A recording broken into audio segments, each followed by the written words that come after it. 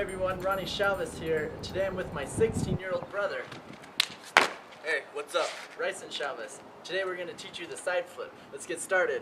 Flips can be very dangerous, so make sure that you take every precaution in learning this move and that you only progress at the level you feel comfortable and confident as you're learning. With any new flip you're going to learn, I recommend you have some sort of mat or pad to provide some safety when you're learning these flips. The second thing I would recommend you have is someone to be there with you who can either help spot you or watch you just to tell you what you're doing. That can be very helpful to have someone watch you. So there's 3 techniques I want to talk about for the side flip. And these techniques can actually apply to a lot of other different flips, but it's important for the side flip especially. The first technique is your momentum. Your momentum is huge, especially when you're first learning the side flip, to being able to get the proper height and rotation to do the side flip. And the next technique is the block.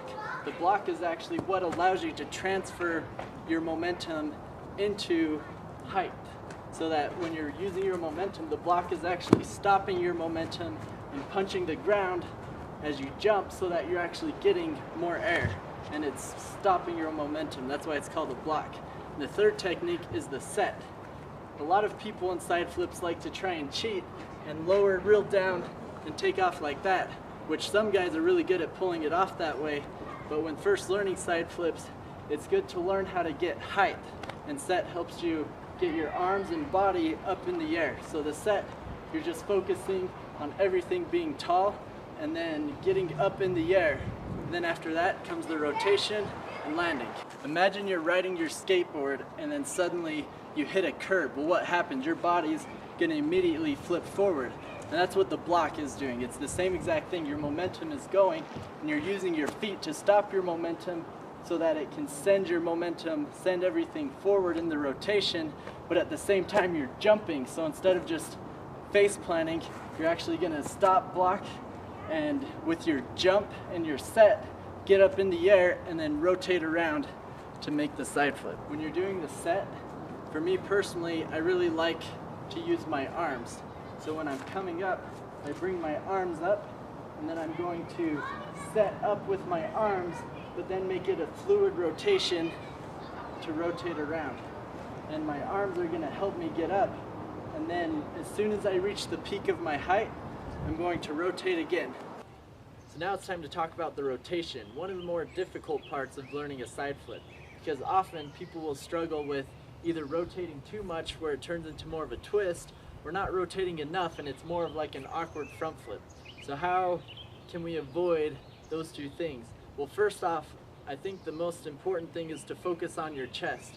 If you can, in going into the side flip, keep your chest up and facing a certain direction, then keeping that center there will help you rotate like a disc all the way around.